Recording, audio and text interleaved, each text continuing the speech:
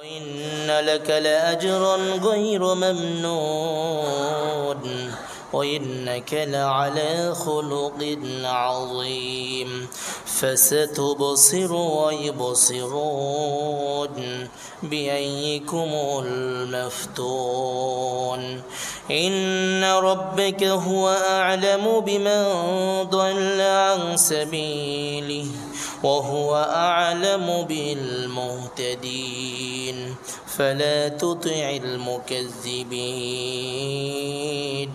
ودوا لو تدهن فيدهنون ولا تطع كل حلاف مهين هماز مشاء بنميم مناع للخير معتد أثيم عتل بعد ذلك زنيم أن كان ذا مال وبنين إذا تتلى عليه آياتنا قال أساطير الأولين سنسمه على الخرطوم إنا بلوناهم كما بلونا أصحاب الجنة إذ أقسموا ليصرمنها مصبحين ولا يستثنون فطاف عليها طائف من ربك وهم نائمون إلى آخر السورة إن الله وملائكته يصلون على النبي يا أيها الذين آمنوا صلوا عليه وسلموا تسليما شكرا درود شريف قريم اللهم صل على محمد وعلى آل محمد كما صليت على إبراهيم وعلى آل إبراهيم إنك حميد مجيد اللهم بارك على محمد وعلى آل محمد كما باركت على إبراهيم وعلى آل إبراهيم إنك حميد مجيد মহান আল্লাহ সুবহানাহু ওয়া তাআলার দরবারে শুকর আদায় করছে যিনি দয়া করে মায়া করে ভালোবেসে দীর্ঘ এক সপ্তাহ পরে আবারও আল্লাহ রাব্বুল আলামিনের জমিনে সর্বশ্রেষ্ঠ স্থান মসজিদে সর্বশ্রেষ্ঠ দিন জুমার দিনে আমাদেরকে আসবার বসবার এবং দিনই কিছু আলোচনা শুনবার সুযোগ করে দিয়েছেন সেই জন্য মহান রবের আলিশান দরবারে আমরা প্রত্যেকেই বলছি আলহামদুলিল্লাহ। আজকে আমরা আলোচনা করব 29তম পারার 2 নম্বর সূরা সূরাতুল কলম এর সংক্ষিপ্ত অনুবাদ এবং তাফসীর নিয়ে। আমরা গত জুমায় এবং তার আগের জুমায় ধারাবাহিকভাবে 2 জুমায় সূরাতুল মুলক সম্পর্কে আলোচনা শুনছিলাম। আজকে আমরা সূরাতুল কলম নিয়ে আলোচনা শুনব ইনশাআল্লাহ। এরকম ধারাবাহিকভাবে আমরা 29তম পারা 30তম পারা শেষ করার চেষ্টা করব। আল্লাহ রাব্বুল আলামিন কি মেসেজ আমাদেরকে দিয়েছেন কোরআনুল কারীমে এগুলো জানবার এবং এগুলো জানার পরে নিজের বাস্তব জীবনে বাস্তবায়ন করবার চেষ্টা করব ইনশাআল্লাহ। ওয়া মা তাওফীকি ইল্লা বিল্লাহ। আজকে যে সূরা থেকে আমরা শুনব সূরার নাম হচ্ছে সূরাতুল কলম। কলম এটা যদিও আরবি শব্দ কিন্তু আমরা বাংলাতে ব্যবহার করে থাকি কলম আর কি। কলম দ্বারা আমরা লিখি, যে কলম দ্বারা লিখি এই কলমের নামেই নামকরণ করেছে আল্লাহ রাব্বুল আলামিন এই সূরার নাম সূরাতুল কলম। যদি কেউ আপনাকে প্রশ্ন করে আচ্ছা বলেন তো আপনাদের কালামুল্লাহ শরীফে কোরআনুল কারীমে আমরা যে কলম দ্বারা লিখি এর নামে কোনো সূরা আছে কিনা, তখন আপনারা কি বলবেন? আছে। সেই সূরার নাম কি? সূরাতুল কলম বা কলাম আরবিতে কফের উপর জবর, লামের উপর জবর, তো কলম শব্দটি আসে। বাংলাতে আমরা কলম বলে থাকি। তো এই সূরার নাম হচ্ছে সূরাতুল কলম। এই সূরাকে আনা হয়েছে সূরাতুল মুলকের পরে। এই সূরার কোরআনুল কারীমের ধারাবাহিকতার দিক দিয়ে এটা ৬৮তম সূরা। এর আগে সূরাতুল মুলক ছিল ৬৭তম, এটা হচ্ছে ৬৮তম সূরা। তো আগের সূরার সাথে পরের সূরা এর সাথে সম্পর্কটা কি? আল্লাহ তাআলা কেন সূরা মুলকের পরেই সূরাতুল কলাম নিয়ে আসলেন? অন্য সূরাও তো আনতে পারতেন, এটা কেন করলেন?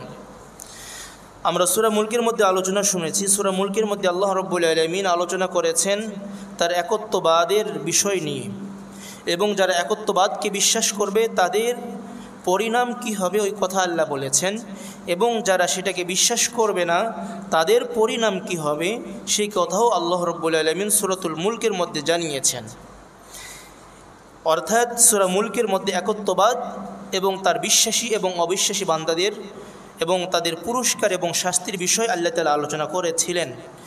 এই সূরাতুল কলামের মধ্যে আল্লাহ রাব্বুল আলামিন রিসালাতকে ফুটিয়ে উঠাইছেন। রিসালাত মানে নবুয়ত।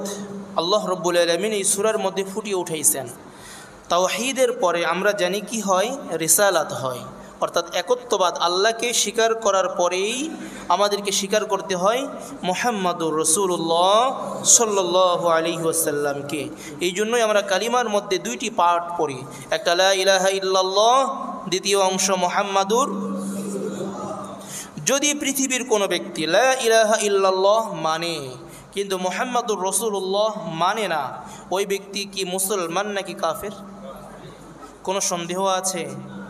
কোনো সন্দেহ নাই, বিন্দু মাত্র সন্দেহর কোনো অবকাশও নেই যে শুধু কালিমার প্রথম অংশ মানে দ্বিতীয় অংশ মানে না, অথবা দ্বিতীয় অংশ মানে প্রথম অংশ মানে না, কাফের। মুসলমান হতে হলে কালিমার উভয় পাঠই আপনাকে মানতে হবে। লা ইলাহা ইল্লাল্লাহু মুহাম্মাদুর রাসূলুল্লাহ, আল্লাহ ছাড়া ইবাদতের উপযুক্ত কোনো মাবুদ নেই, মুহাম্মাদুর রাসূলুল্লাহ সাল্লাল্লাহু আলাইহি ওয়াসাল্লাম তার রাসূল। এটার উপর আমাদেরকে বিশ্বাস স্থাপন করতে হবে। তো এটার সাথে তাওহীদ এবং রিসালাতের সাথে একটি নিবিড় সম্পর্ক রয়েছে। যেহেতু আল্লাহ তাআলা সূরাতুল মুলকের মধ্যে তাওহীদ নিয়ে আলোচনা করেছেন, এই জন্য সূরা কলামের মধ্যে যেহেতু রিসালাত নিয়ে আলোচনা, এই জন্য সূরা মুলকের পরে স্থান দিয়েছেন আল্লাহ তাআলা সূরাতুল কলামকে। সুবহানাল্লাহ। এই দিক দিয়ে সূরা মুলকের সাথে কলামের সাথে একটা সম্পর্ক রয়েছে। এখন জানব কোরআনুল কারীমে এই সূরার নাম কলাম কেন দিলেন। আরবিতে একটি কথা আছে, তাসমিয়াতুল কুল বি ইসমিল জুজ, অর্থাৎ পুরো বিষয়ের নামকরণ করা হয় একটি নির্দিষ্ট কিছু বিষয়কে লক্ষ্য করে।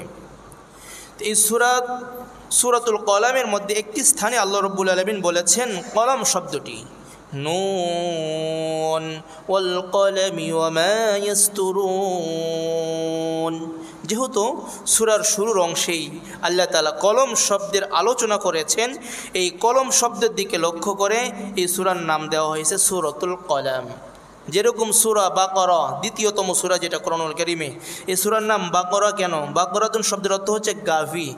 গাভীর নামে এই সূরার নামকরণ কেন করা হয়েছে? কারণ হচ্ছে এই সূরার মধ্যে গাভীর একটি আলোচনা করা হয়েছে। মূসা আলাইহিস সালামের জামানায় একজন ব্যক্তি আর একজন ব্যক্তিকে হত্যা করেছিল। ওই হত্যার পরে ওই ব্যক্তিকে চিহ্নিত করা যাচ্ছিল না, আল্লাহ তাআলা গাভী জবাই করার বিধান করেছিলেন। ওই বিষয়টি আলোচনা হয়েছে সূরাতুল বাকারার মধ্যে, এই জন্য সূরার নাম দেওয়া হয়েছে সূরাতুল বাকারা। এই সূরাতুল কলামের মধ্যেও ঠিক অনুরূপ, এই সূরার মধ্যে যেহেতু এক জায়গার মধ্যে কলম নিয়ে আলোচনা করা হয়েছে, এই জন্য এই সূরার নাম দেওয়া হয়েছে সূরাতুল কলাম। এই সূরার মধ্যে আয়াত রয়েছে 52টি আয়াত রয়েছে। এর মধ্যে রুকুর সংখ্যা হচ্ছে 2টি। তো আজকে আমরা উভয় রুকুই আলোচনা করার চেষ্টা করব, যদি অবশিষ্ট থাকে আগামী জুমায় ইনশাআল্লাহ আলোচনা করব। তবে এর আগে আমরা জেনে নিই এর শান-ই নুজুল, সূরাতুল কলাম কখন অবতীর্ণ হয়। রাসূলুল্লাহ সাল্লাল্লাহু আলাইহি ওয়াসাল্লামের উপর সর্বপ্রথম যে সূরাটি নাজিল হয়েছে সেই সূরার নাম আমরা সকলেই জানি, সূরাতুল আলাক। এটাও একটি অত্যন্ত গুরুত্বপূর্ণ একটি ইসলামী নলেজ। কোরআনুল কারীমের সর্বপ্রথম অবতীর্ণ সূরার নাম কি? সূরাতুল আলাক। এর দ্বিতীয়তম সূরা যেই সূরাটি অবতীর্ণ হয়েছে সূরাতুল কলাম। তার মানে বোঝা যাচ্ছে ইসলামের একেবারে শুরুতেই আল্লাহ রাব্বুল আলামিন সূরাতুল কলাম অবতীর্ণ করেছেন। যেই সময় রসুল্লাহ সাল্লাল্লাহু আলাইহি ওয়াসাল্লাম তাওহীদের বাণী নিয়ে আসলেন, আর ওই সময় কাফের মুশরিকরা রসুল্লাহ সাল্লাল্লাহু আলাইহি ওয়াসাল্লামের বিরুদ্ধে লেগে গিয়েছিল। এমনকি রসুল্লাহ সাল্লাল্লাহু আলাইহি ওয়াসাল্লামকে বিভিন্ন ধরনের তকমা দিচ্ছিল যে মুহাম্মদ পাগল হয়ে গেছে, কারণ বাপ দাদারা একটা ধর্ম পালন করে আসছে, হঠাৎ করে কোথায় থেকে কোন ধর্ম নিয়ে আসছে, একটা পাগল। এই জন্য আল্লাহ তাআলা সূরাতুল এই কলামের শুরুর দিকেই রাসূলকে এই কথাকে নাকচ করে দিয়েছে, রাসূলের বিরুদ্ধে এই অপবাদকে নাকচ করে দিয়েছে, আপনি পাগল নন। এই সময় যখন রসুলকে পাগল বলা হচ্ছিল, জাদুকর বলা হচ্ছিল, গণক বলা হচ্ছিল, ওই সময় আল্লাহ রব্বুল আলামিন তার রিসালাতকে, তার নবুয়তকে শক্তিশালী করবার জন্য আল্লাহ তাআলা সূরাতুল কলাম অবতীর্ণ করেছেন। আলোচনা শুনলেই বুঝবেন আল্লাহ রব্বুল আলামিন এখানে রসুলকে সান্ত্বনামূলক শুরুর রুকুর মধ্যে আল্লাহ তাআলা আলোচনা করছেন, এবং রাসূলকে নিয়ে যারা কটাক্ষ করেছে তাদের বদনাম আর দুর্নাম আল্লাহ রব্বুল আলামিন এই প্রথম রুকুর মধ্যে আলোচনা করছেন। আরও আলোচনা করেছেন একটি বাগানওয়ালার কাহিনী নিয়ে। তো আল্লাহ তাআলা শুরুতেই বলছেন, নুন ওয়াল কলামি ওয়া মা ইয়াসতুরুন। নুন, কফ, আলিফ লাম মিম র, তহা, ইয়াসিন, এই জাতীয় শব্দকে বলা হয় কোরআনের ভাষায়, পরিভাষার মধ্যে হুরুফে মুকাত্তাআত। নাম কি? হুরুফে মুকাত্তাআত। এটা হচ্ছে এমন শব্দগুলো এর অর্থ একমাত্র আল্লাহ পাক জানেন, পৃথিবীর কেউ জানেন না। এটা আল্লাহ রব্বুল আলামিনের পাসওয়ার্ড। এই পাসওয়ার্ড শুধুমাত্র আল্লাহ তাআলাই জানেন, পৃথিবীর আর কেউ জানেন না। যদি কেউ বলে আমি জানি, তাহলে উনি ভুল বলবেন, কারণ আল্লাহই বলে দিয়েছেন আমি ছাড়া কেউ জানেন না, আমি ছাড়া কেউ জানে না। আপনি যদি বলেন আমি জানি, তাহলে আপনি ভুল বলছেন, মিথ্যা বলছেন, ধোঁকা দিচ্ছেন। সুতরাং যেরকম ধোঁকা দেয়, আমরা বলি কোরআনুল কারীম কয় পারা? 30 পারা। কিছু মানুষ আছে মারিফতের লাইনে এরা কাজ করে, এরা বলে কোরআনুল কারীম 30 পারা নয়, কোরআনুল কারীম 60 পারা, নাউজুবিল্লাহ। আর কেউ কেউ বাড়িয়ে বলে কোরআনুল কারীম 80 পারা। এই যে ধোঁকাবাজ, এরা সম্পূর্ণ ধোঁকাবাজি করে। আমার আপন একটা আত্মীয়র মাঝেও এরকম ধোঁকাবাজ প্রবেশ করেছিল, আমার সাথে অনেক কথা বলেছিল, কথা কাটাকাটি হয়েছিল তার সাথে। উনি দাবি করেছিলেন কোরআনুল কারীম 80 পারা। কয় পারা? 30 পারা হচ্ছে জাহেরি, আর বাদ বাকি যা আছে সব বাতিনি। আমি বললাম বাতিনি তাহলে দেখান। কয় না, এটা দেখান যাবে না, যেটা দেখানো যায় না ওইটা কেমনি বিশ্বাস করবেন? সুতরাং এগুলো সম্পূর্ণ ধোঁকাবাজি, এগুলো কথা আমরা কেউ বিশ্বাস করব না। কোরআনুল কারীম কয় পারা? 30 পারা। যদি এক পারায় কেউ বেশি মানে ঈমান থাকবে? এই যে 114টি সূরা আছে, এর বাহিরে একটা কোনো সূরা গোপন রাখেন নাই। যদি গোপন থাকতো তাহলে ইসলাম তো পরিপূর্ণ হতো না। ইসলাম কিছু গোপন আছে তাহলে বলতো না, ইসলাম কোনো কিছু গোপন নেই।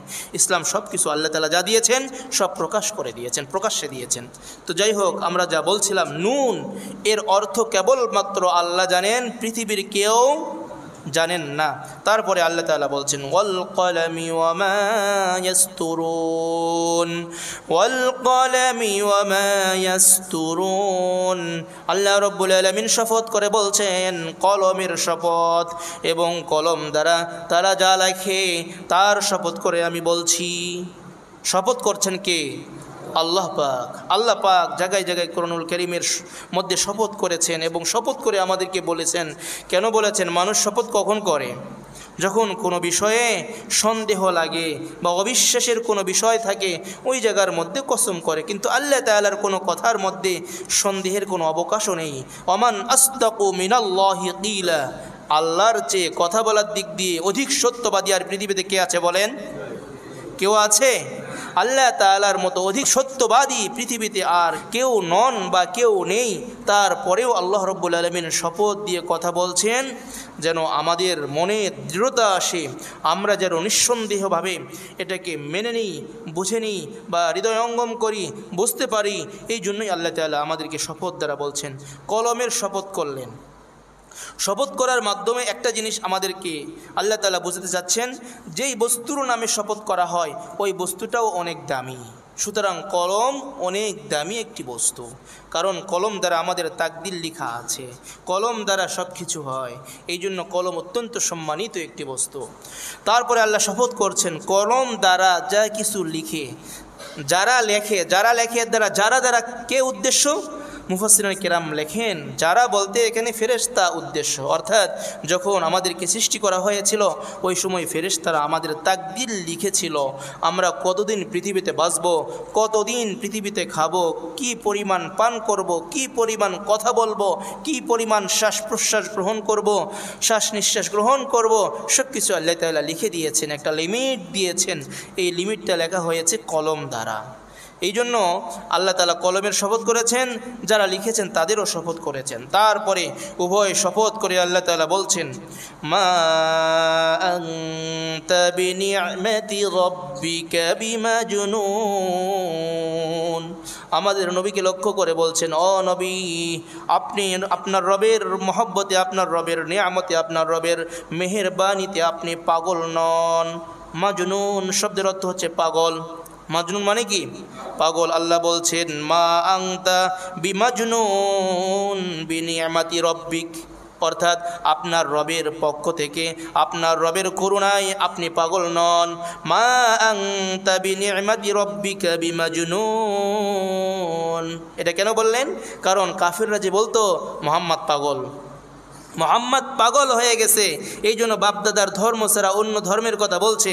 আল্লাহ তাআলা যারা আরবি গ্রামার সম্পর্কে জানেন তারা বুঝবেন আল্লাহ তাআলা কত নিশ্চয়তা দিয়ে এখানে বলছেন, নিশ্চয় নিশ্চয় আপনি পাগল নন, আপনি হচ্ছে সুস্থ মস্তিষ্ক এবং মহাজ্ঞানী একটা ব্যক্তি। আপনাকে কে পাগল বলে? ওয়াইন্না লাকা লাআজরান গায়রা মামনুন। ও নবী, আপনার জন্যই রয়েছে এমন বিনিময় যা কখনো নিঃশেষ হবে না, যা কখনো শেষ হবে না। এমন অফুরন্ত নিয়ামত, এমন অফুরন্ত বিনিময় রয়েছে আপনার জন্য আল্লাহ তাআলা রেখে দিয়েছেন। ওয়াইন্নাকা লাআলা খুলুকিন আযীম। শুধু তাই নয়, পৃথিবীতে যত মানুষ আসবে, যত মানুষ গত হয়েছে, সমস্ত মানুষের মধ্যে আপনি হলেন সর্বোত্তম চরিত্রের অধিকারী। সুবহানাল্লাহ বলি। সর্বোত্তম চরিত্রের অধিকারী। পৃথিবীতে আপনার মতো সচ্চরিত্র ব্যক্তি পৃথিবীতে আসেও নাই, ভবিষ্যতে আসবেও না। সুতরাং তারা যে বলছে এতগুলো আপনার দুর্নাম করছে, একটাও আপনার সাথে যায় না। আপনি তো পাগল নন, বরঞ্চ আপনি হচ্ছেন উত্তম আখলাকের অধিকারী। আম্মাজান আয়েশা রাদিয়াল্লাহু তাআলা আনহাকে কেউ জিজ্ঞেস করলো, আচ্ছা বলুন তো রাসূলুল্লাহ সাল্লাল্লাহু আলাইহি ওয়াসাল্লাম কেমন ছিলেন, রাসূলুল্লাহ সাল্লাল্লাহু আলাইহি ওয়াসাল্লামের চরিত্র কেমন ছিল? তখন আম্মাজান বললেন, আমি তোমাকে রাসূলের চরিত্র নিয়ে কেন বলতে যাব? তুমি কি কোরআন পড়ো না? তুমি কি কোরআন পড়ো না? কারণ কোরআনে তো আল্লাহ তাআলা রাসূলের সম্বন্ধে আল্লাহ তাআলা নিজেই ঘোষণা দিয়েছেন, ওয়া ইন্নাকা লাআলা খুলুকিন আযীম। রাসূল রয়েছেন সর্বোত্তম চরিত্রের উপর। পৃথিবীতে এত সুন্দর চরিত্রের অধিকারী কোনো ব্যক্তি ছিলেন না। এত সুন্দর ব্যক্তি ছিলেন যে জীবনে কখনো একটা মিথ্যা বলেন নাই। এত সুন্দর ব্যক্তি ছিলেন জীবনে কারো গায়ে নিজের পক্ষ থেকে হাত উঠাননি। শুধুমাত্র জিহাদ ছাড়া, জিহাদের মধ্যে তো আল্লাহর নির্দেশে উঠাইছেন, এটা নিজের ব্যক্তিগত কারণে তিনি কখনো কাউকে প্রহার করেননি, কোনো দিন তার বিবিকেও নয়, কোনো গোলামকেও নয়। রাসূলুল্লাহ সাল্লাল্লাহু আলাইহি সাল্লামের এত সুন্দর চরিত্র ছিল। রাসূলের কেউ ক্ষতি করলেও রাসূল তার উপকার করার চেষ্টা করতেন। কেউ হাত দিয়ে থাপ্পড় মেরেছে, চপটাঘাত করেছ, তোমার হাতে তো ব্যথা লাগে নাই।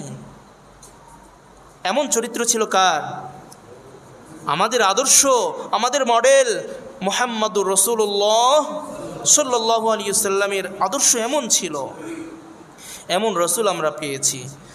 তারপরে আল্লাহ রাব্বুল আলামিন বলছেন, ঠিক আছে আপনি তাদেরকে বলে দিন, ফাসাতুবসিরু ওয়া ইউবসিরুন। ও নবী, আপনি অপেক্ষা করতে থাকুন, তারাও অপেক্ষা করুক। বিআইকুমুল মাফতুন। কে পাগল, কে বেকারগ্রস্ত, কার মস্তিষ্ক একেবারে খারাপ, এটা অতি সত্বর আপনি জানতে পারবেন। সুতরাং আপনি তাদের জন্য অপেক্ষা করুন, তারাও অপেক্ষা করুক। তারপরে আল্লাহ বলছেন, ইন্না রাব্বাকা হুয়া আ'লামু বিমান দাল্লা আন সাবিলিহি ওয়া হুয়া আ'লামু বিল মুহতাদিন। তবে এরা না জানলেও তো আমি জানি, নিশ্চয় আপনার রব জানেন কে গোমরাহি তার পথ থেকে, এবং তিনি আরও জানেন কে সুপথ প্রাপ্ত। আল্লাহ রব্বুল আলামিন জানেন কে গোমরা পথভ্রষ্ট আর কে হেদায়েত প্রাপ্ত। পৃথিবীর কেউ না জানলেও কে জানেন? রাসূলকে সান্ত্বনা দিচ্ছেন এগুলো দেখে। এগুলো বলে আল্লাহ প্রথমে বললেন আপনি পাগল নন, আপনার জন্য রয়েছে অফুরন্ত বিনিময়, আপনি সচ্চরিত্রের অধিকারী, আপনি অপেক্ষা করতে থাকুন, তারাও অপেক্ষা করুক, দেখবেন কে পাগল। আর আপনার রব তো জানেন কে পথভ্রষ্ট আর কে সুপথ প্রাপ্ত। সুতরাং এগুলো অর্থ কী? এগুলোর অর্থ হচ্ছে আমাদের রসুলকে সান্ত্বনার বাণী শোনাচ্ছেন কে? আল্লাহ পাক রাসূলকে। আচ্ছা বলেন, এমন রাসূল আমরা পেয়েছি যে রাসূলের মনে একটু কষ্টে গেলে সান্ত্বনা দেন কে? আল্লাহু আকবার কাবীরা। আমাদের কোনো কিছু হলে আমরা সান্ত্বনার বাণী খুঁজব কুরআনুল কারীমে। আমাদের যাকে মডেল মানি তাকে সান্ত্বনা দিয়েছেন আল্লাহ পাক। আমাদের দুঃখ কষ্টের ক্ষেত্রেও আমরা সান্ত্বনার বাণী পেয়ে যাব এই কুরআনুল কারীমে। তারপরে রসুলকে আরও বলছেন নির্দেশ দিয়ে, ফালা তুতিইল মুকাজ্জিবিন, ও নবী, এরা যা কিছু বলুক না কেন, এরা যতই আপনাকে কটাক্ষ করুক না কেন, যতই আপনাকে মিথ্যা বলুক না কেন, গণক বলুক না কেন, পাগল বলুক না কেন, আপনি কখনোই কোনো মিথ্যাবাদীর অনুসরণ করবেন না। মিথ্যাবাদীর ফালা তুতিইল মুকাজ্জিবিন, এরা তো উঠতে বসতে সকাল সন্ধ্যায় মিথ্যা কথা বলে, আপনি এই সকল মিথ্যুকদের অনুসরণ করবেন না। এটা কি শুধু রাসূলের জন্যেও নাকি আমাদের জন্য? কোনো মিথ্যাবাদীর অনুসরণ করার কোনো প্রয়োজন নেই, কোনো মিথ্যাবাদীকে মডেল মানার কোনো প্রয়োজন নেই। একমাত্র মডেল মানব আমার রসুল মুহাম্মদুর রাসূলুল্লাহ সাল্লাল্লাহু আলাইহি ওয়াসাল্লামকে। এটা কি শুধুমাত্র আমার এই যতক্ষণ বাড়িতে থাকবো ততক্ষণ, নাকি মসজিদে যখন আসবো তখনও? শুধু এখন নয়, রাজনীতির ময়দানে যখন যাব ওই ক্ষেত্রেও সর্বদাই, যতদিন আমি পৃথিবীতে থাকবো, ব্যবসায়ী ময়দানে যাব তখন যারা মিথ্যুক তাদের অনুসরণ নয়, যারা ভালো ব্যক্তি। ও যুবক ভাইয়েরা, যখন স্কুল কলেজ ইউনিভার্সিটিতে যাব, সবচেয়ে যে বেশি মিথ্যা বলে তাকে আমি বন্ধু হিসেবে গ্রহণ করব না, বরং যে সত্যবাদী সচ্চরিত্রের অধিকারী তাকে আমি মডেল হিসেবে গ্রহণ করব। অবশ্যই আল্লাহ রব্বুল আলামিন আমাদেরকে, আমরা যদি এরকম ভালোকে অনুসরণ করতে পারি, আল্লাহ তাআলা আমাদেরকে সুপথে রাখবেন। আল্লাহ তাআলা আমাদেরকে তৌফিক দান করুন। তারপরে আল্লাহ তাআলা বলছেন, অদ্দু লাউ তুদহিনু ফায়ুদহিনুন, ও নবী, আপনি যদি একটু ঝুঁকে পড়েন তাদের দিকে, একটু নমনীয় হন, তাহলে তারাও নমনীয় হবে।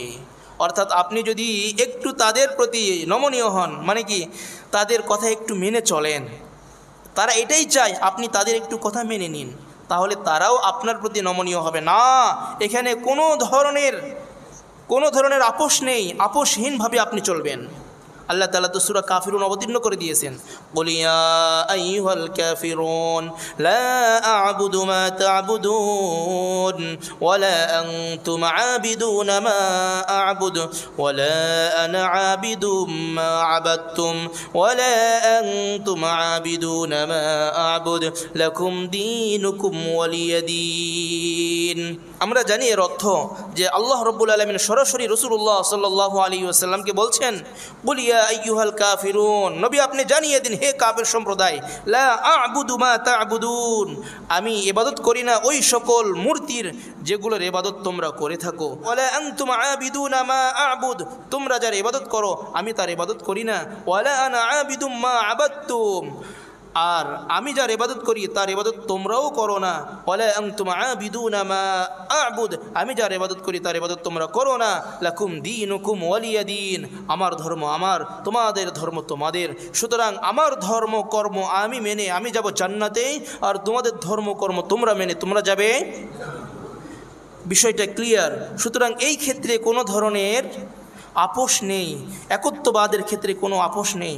আল্লাহ তাআলা বলছেন, অদ্দু লাউ তুদহিনু ফায়ুদহিনুন, তবে শোনেন, ওয়ালা তুতি' কুল্লা হাল্লাফিম মাহিন, আল্লাহ বলছেন আপনি কখনোই যারা অধিক শপথ করে এদের অনুসরণ করবেন না, এবং যারা নিচু, যারা অপদস্থ, এই সকল ব্যক্তিদের আপনি অনুসরণ করবেন না।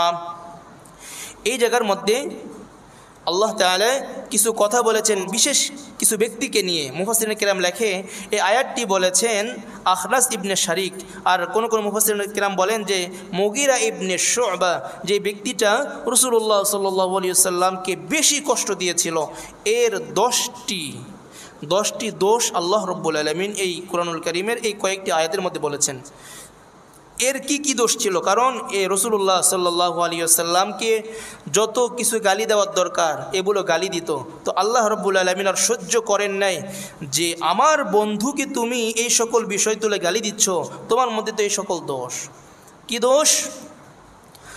হাল্লাফিম মাহিন, অধিক শপথ করে এবং নিচু, হাম্মাজিন মাশাইম বিনামিম, যে গীবত করে, হাম্মাজিন যে পরনিন্দা করে, মাশাইম বিনামিম মানুষকে অপবাদ দিয়ে বেড়ায়, মান্নাইল লিল খাইর যে কল্যাণমূলক কাজে বাধা দেয়, মুতাদিন যে সীমা লঙ্ঘনকারী, আসিম গুনাহগার, অতুল্লিন এবং যে বদ মেজাজি। অতুল্লিন মানে কি? বদ মেজাজি। এগুলো কি ভালো গুণ না খারাপ গুণ? খারাপ গুণ। অতুল্লিন বদমেজাজি, বাদা যালিকা জানিম, এতদা সত্ত্বেও সে একজন অবৈধ সন্তান। কি সন্তান? অবৈধ সন্তান। এই আয়াত যখন অবতীর্ণ হয়, আয়াতগুলো এই কথা যে বলছেন আল্লাহ তাআলা, বাদা যালিকা জানিম, এরপরে ওলীদ ইবনে মুগীরা বলে মুহাম্মদ তো কোনো দিন মিথ্যা কথা বলে না, আর কোরআনে তো কোনো কিছু মিথ্যা আমি পাইনি, যদিও না মানি বংশর কারণে বা বিরোধিতার কারণে, কিন্তু মুহাম্মদ তো মিথ্যা কথা বলে নাই। এই জন্য একটা তরবারি, উন্মুক্ত তরবারি নিয়ে মায়ের কাছে গেছে। যাওয়ার পরে মাকে বলছে, তাফসীরের কিতাবের মধ্যে রয়েছে, মার কাছে গিয়ে বলতেছে, মা আজকে তুমি হয় সত্য একটা কথা বলবা, নইলে আমার হাতে যে তরবারি দেখছো এটার দ্বারা তোমার মাথা দ্বিখণ্ডিত করে দিব। কি কথা? তুমি সত্য কথা বলো যে আমি কি আমার বাবার থেকে নাকি অন্য কারো থেকে। তখন মা চুপ ছিল। তখন অনেকক্ষণ, দীর্ঘক্ষণ চুপ থাকার পরে তখন বলল যে বাবা শোনো, তোমার বাবা বড় ধনাঢ্য ব্যক্তি ছিল, বড় সহায় সম্পত্তির মালিক ছিল, কিন্তু তার ঘরে কোনো সন্তান হচ্ছিল না। সে একবার সফরে ছিল, আমাদের ঘরে একজন গোলাম ছিল, তখন আমি তার সাথে মিলিত হয়েছিলাম, তার ঔরসেই তোমার জন্ম হয়েছে। লেগেছিল কার বিরুদ্ধে? রাসূলের বিরুদ্ধে লেগেছিল, কিন্তু তার আসল পরিচয় ওপেন করে দিলেন কে? সুতরাং আজকেও যারা কোরআনের বিরুদ্ধে লাগবে, কোরআনের ব্যাপারে কটাক্ষ করবে, তাদের আসল পরিচয় আল্লাহ রব্বুল আলামিন নিজেই উন্মুক্ত করে দিবেন। ঠিক না বেঠিক? আগেও যেরকম করেছেন এখনও করতে আল্লাহ রব্বুল আলামিন সক্ষম। এই জন্য রসুলের ব্যাপারে কেউ কটাক্ষ করে, এই কথা আমাদের কলিজায় কখনো এটা গ্রহণ করবে না, আমাদের কান গ্রহণ করবে না, আমাদের চোখ তার দিকে সেইভাবে দেখবে না। কারণ রসুলের ব্যাপারে কোনো কথা আমরা সহ্য করব না। রসুলকে আমাদের জানের থেকে বেশি ভালোবাসি, আমাদের প্রাণ থেকে, আমাদের সন্তান থেকে, আমাদের পরিবার পরিজন সবার থেকে বেশি ভালোবাসি। ঠিক না বেঠিক? এই জন্য আল্লাহ রব্বুল আলামিন নিজেও সহ্য করেন নাই, সুতরাং আমরাও কখনোই, কারণ ইমানদারি তো হতে পারবেন না। এই জন্য আল্লাহ তাআলা এই কথা প্রমাণ করে দিল যে তুমি এত কিছু করছো, তোমার বংশের ঠিক নাই। তারপরে আল্লাহ বলছেন এত কিছু করার কারণ হচ্ছে আনকানা জামালিউ ওয়া বানিন, কারণ তোমার সম্পদ বেশি আর সন্তান বেশি। কারণ মানুষ এই দুই কারণেই কিন্তু অহংকার করে থাকে, সম্পদ আর কি? সন্তান। আল্লাহ তাআলা বলল এই দুইটা তোমার বেশি আছে। সে অনেক কয়েকজন সন্তানের বাবা ছিল আর অনেক সম্পদের মালিক ছিল, এগুলোর কারণে তুমি বিরোধিতা করছো। আল্লাহ রব্বুল আলামিন তার মুখোশ উন্মোচন করে দিলেন। তারপরে রাসূলকে বলে দিন আপনি তার কথা শুনবেন না। আর তারা কি বলে? ইযা তুতলা আলাইহি আয়াতুনা ক্বালা আসাতিরুল আউয়ালিন। ও নবী, এদের সামনে যখন আমাদের বাণীগুলো তেলাওয়াত করা হয়, কুরআনুল কারীমের কথাগুলো যখন তাদের সামনে সুন্দর করে তাদের সামনে পাঠ করা হয়, তখন তারা বলে এগুলো হচ্ছে পূর্ব যুগের একেবারে পুরনো কথা, পূর্ব যুগের পুরনো কথা, গল্প কাহিনী, এছাড়া আর কিছু নয়। সানাসিমুহু আলাল খুরতুম। আল্লাহ রব্বুল আলামিন এদেরকে লাঞ্ছনা করবেন। এর মর্মার্থ বললাম, আল্লাহ তাআলা এদের ঘাড় মটকিয়ে দেবেন। তবে আল্লাহ তাআলা তারপরে বলছেন ইন্না বালাউনাহুম কামা বালাউনা আসহাবাল জান্নাহ ইয আকসামু লা ইয়াসরিমুন্নাহা মুসবিহিন।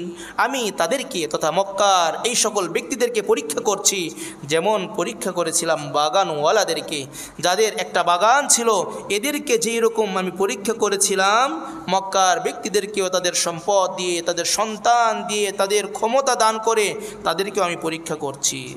ইয আকসামু লা ইয়াসরিমুন্নাহা মুসবিহিন।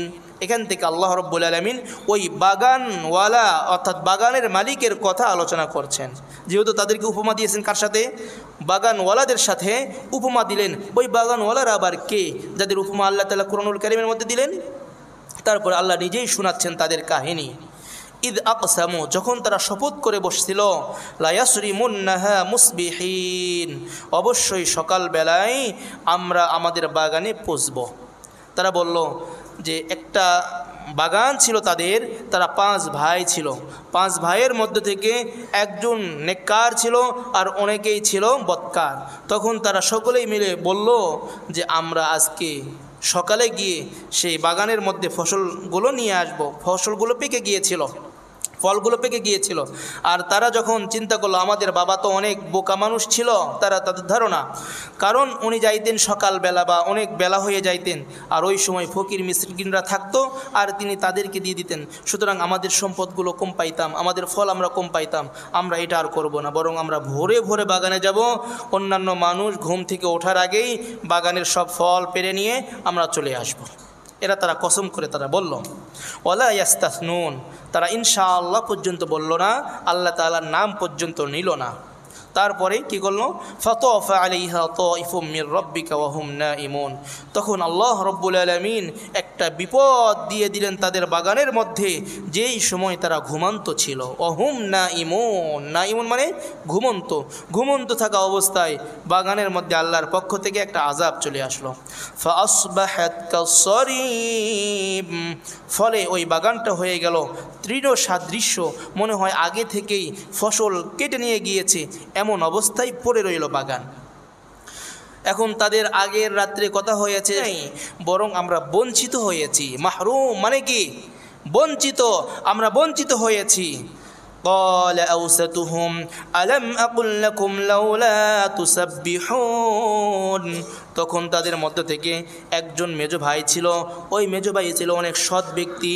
ও তখন বলল, গো ভাই, আমি কি তোমাদেরকে বলেছিলাম না, আলাম আকুল লাকুম লাউলা তুসাব্বিহুন, তোমরা যে রাত্রিবেলায় পরামর্শ করছিলে, ওই সময় তো আমি বলেছিলাম তোমরা এই রূপ পরামর্শ করো না, এই রূপ কাজ করো না, কারণ আল্লাহ রাব্বুল আলামিন আমাদের বাগানের মধ্যে ওই ফলগুলোর মধ্যে গরিব মিসকিনদেরও হক রেখেছেন। এই কথা তো আমি তোমাদেরকে আগেই বলেছি। কলু, তখন তারা সকলেই বলল, সুবহানা রব্বিনা, সমস্ত প্রশংসা পবিত্রতা আমাদের রবের জন্য, ইন্না কুন্না জালিমিন, আমরাই জালেম। আমরা সকলেই কি ছিলাম? জালেম। কেন জালেম? আমরা মনে করেছি আমাদের সম্পদ আমরা খাবো, গরিব মিসকিনকে কেন দেব? আমাদের সম্পদ আমরা খাবো, গরিব মিসকিনকে কেন দেব? এটা আমরা বলেছিলাম, কিন্তু এইটা মনে করা জুলুম, অন্যায়। সম্পদ আপনি আরোহণ করবেন, আপনার এই সম্পদের মধ্যে গরিব দুঃখীদের হক রয়েছে। আচ্ছা, কামাই করেন আপনি একা, এই সম্পদটায় আপনার বিবি খায় কি খায় না? আপনার সন্তান খায়। কামাই করেন আপনি, রিজিক আরোহণ করেন আপনি, কিন্তু আল্লাহ রব্বুল আলামিন এই রিজিকের মধ্যে আপনার হক রেখেছেন, আপনার বিবির হক রেখেছেন, আপনার সন্তানের হক রেখেছেন, হাত্তাকে আপনার আপন আপন আত্মীয় স্বজনের হক রেখেছেন। ঠিক অনুরূপভাবে এই অর্জিত সম্পদের মধ্যে যারা মিসকিন, যারা অসহায়, যারা দরিদ্র, তাদেরও হক আছে। এই জন্য দেখবেন যারা দানবীর তাদের সম্পদ কমে না। এত দান করে কেমনে? যারা ব্যবসায়ী, যারা দান করে আর যারা দান করে না, এরা কখনোই সমান নয়। এদের ব্যবসা সবসময় সমান চলে না, বরং যারা দান করে, গরিব দুঃখীদেরকে দান করে, এদের সম্পদের মধ্যে আস্তে আস্তে বরকত হয়। কেন বরকত হয়? গরিব দুঃখীদের দয়ায়। সুতরাং এই জন্য আমরাও যে সকল রিজিক আরোহণ করি, এরা শুধু নিজেই খাবো না, বরং গরিব দুঃখীদের, বিভিন্ন অসহায় মিসকিনদেরকে এখান থেকে দান করব ইনশাআল্লাহ। তারপরে তখন তারা বলল, ফাআকবালা বা'দুহুম আলা বা'দিন ইয়াতালাওয়ামুন, তখন একে অপরকে মালামত করা শুরু করে দিল, তিরস্কার করা শুরু করে দিল। আরে তোমার জন্য আজকে আমাদের এই অবস্থা। আরেকজন বলল, তোমার জন্য আজকে আমাদের এই অবস্থা। আমরা যদি ভালো কিছু পরামর্শ করতাম তাহলে হয়তো আমাদের এই অবস্থা হতো না। ক্বালু ইয়া ওয়াইলানা ইন্না কুন্না তাগিন, তখন সকলে মিলে বলল, হায় আফসোস, হায় আফসোস, যদি আমরা সীমা লঙ্ঘনকারী না হতাম, যদি আমরা নিজেদের প্রতি জুলুম না করতাম, সীমা লঙ্ঘন না করতাম। যেহেতু এটা হয়েই গেছে, তখন সকলে মিলেই তখন বলছে আসাম রব্বুনা আইয়ুবদিলানা খায়রাম মিনহা ইন্না ইলা রব্বিনা রাগিবুন। সকলেই বুঝতে পারলো এটা আমাদের অন্যায় হয়েছে, এখান থেকে আমাদের ফিরে আসা উচিত। এই জন্য তারা বলল, হইতে পারে আমরা যদি আল্লাহ তাআলার উপর ভরসা রাখি, আল্লাহ তাআলা এর তুলনায় আরও উত্তম বাগান, আরও উত্তম রিজিক আল্লাহ তাআলা আমাদেরকে দিতে সক্ষম। তারাই বলল। তাফসীর কিতাবের মধ্যে আসছে যে পরবর্তীতে আল্লাহ তাআলা তাদেরকে ওই বাগানের চেয়ে আরও উত্তম বাগান দান করেছিলেন। সুবহানাল্লাহ। এখান থেকে আমাদের শিক্ষা, অবশ্যই আমরা নিজেদের সম্পদ শুধু নিজেরা খাবো তা নয়, বরং গরিব দুঃখী যারা গরিব অসহায় রয়েছে তাদেরকে দান করব। ইন্না ইলা রব্বিনা রাগিবুন, এটা আমরা আমাদের রবের প্রতি আশাবাদী। তারপরে আল্লাহ তাআলা এখান থেকে বলছেন কাযালিকাল আযাব, এই যে বাগানওয়ালারা যেরকমভাবে আমার উপর ভরসা না করার কারণে তাদের সম্পদ যেরকম বিনষ্ট করে দিই, ঠিক অনুরূপভাবে যাদেরকে আমি সম্পদ দিয়েছি, সম্মান দিয়েছি, সব কিছু দিয়েছি, এরা যখন আমাকে মানবে না, আমি তাদের জন্য এইরূপভাবেই আযাবের ব্যবস্থা করব। বাগানকে যেরকম একেবারে এক রাতের মধ্যে নিঃশেষ করে দিয়েছি, আমি তাদের জন্য সেইরূপভাবেই আযাব নিয়ে আসব। তবে আল্লাহ বলছেন ওয়ালা আযাবুল আখিরাতি আকবার, এটা তো দুনিয়ার শাস্তি, তাদের জন্য আখিরাতে যে শাস্তি রেখেছি এটা এর চেয়েও বড়। আকবার মানে কি? এর চেয়েও বড়। আমরা বলি না আল্লাহু আকবার, অর্থ কি? আল্লাহ সবচেয়ে। মুয়াজ্জিম সাহেব যখন বলেন আল্লাহু আকবার, আল্লাহু আকবার, কি বলেন উনি? আল্লাহ সবচেয়ে বড়। আল্লাহ পৃথিবীতে যা কিছু আছে না কেন, আল্লাহ সবচেয়ে বড়। এই জন্য আমরা যখন উপরে সিঁড়ি দিয়ে উঠি, ওই সময় কি বলতে হয় বলেন তো? যাদের 2 তলা 3 তলা 4 তলা 5 তলা 10 তলা বাসা আছে, যখন আমরা উপরের দিকে উঠবো, সিঁড়ি বেয়ে উঠবো, লিফটে যখন উপরের দিকে উঠবো, কি বলবো? এর অর্থটা কি? এর অর্থ হচ্ছে আপনি লিফট দ্বারা উঠছেন 10 তলাতে, 20 তলাতে, 100 তলাতে, 120 তলাতে উঠছেন, এটা তো অনেক বড়। তবে এটা কি বড়? এর চেয়েও বড় আমার রব আল্লাহ। এর চেয়ে বড় কে? আল্লাহ। ওয়ালা আযাবুল আখিরাতি আকবার, আল্লাহ বলছেন আল্লাহর আযাব আখিরাতে আরও বড়। লাউ কানু ইয়ালামুন, যদি তারা জানতো, এরা তো জানলেই না মানবে, যদি তারা জানতো এটা অবশ্যই এর আযাব আখিরাতে আমার আযাব এর চেয়ে আরও অনেক বেশি। আল্লাহ রব্বুল আলামিন আমাদেরকে উপমা দিয়ে এই জায়গাতে বুঝাইলেন আমরা আমাদের সম্পদ নিজেরা শুধু ব্যবহার করব তা নয়, গরিব দুঃখীদের অংশও রাখবো। আর একটি বিষয় এখানে আমাদেরকে বোঝাইলেন, আরও 2টি বিষয়, সেটা হচ্ছে রাসূলুল্লাহ সাল্লাল্লাহু আলাইহি ওয়াসাল্লাম পৃথিবীতে এসেছিলেন, সর্বোৎকৃষ্ট মানব ছিলেন, সর্বোৎকৃষ্ট চরিত্রের অধিকারী ছিলেন। আরেকটি বিষয় আল্লাহ তাআলা আমাদের সামনে পরিষ্কার করেছেন, তা হচ্ছে রাসূলের বিরুদ্ধে যারাই লাগবে তাদেরকে আল্লাহ তাআলা দুনিয়াতে লাঞ্ছিত করেই ছাড়বেন। এর মাধ্যমে আমাদের 1 নম্বর রুকু শেষ হলো। আগামী সপ্তাহে ইনশাআল্লাহ 2য় নম্বর রুকু, এরপরে যদি সুযোগ পাই সূরা আল হাক্ক শুরু করব। এরকমভাবে ধারাবাহিকভাবে আমরা কোরআনুল কারীম থেকে আলোচনা করব। আচ্ছা, আপনারা আপনাদের কিছু মন্তব্য চাই। এই যে কোরআন থেকে আলোচনা শুনছেন, এটা কি ভালো লাগছে?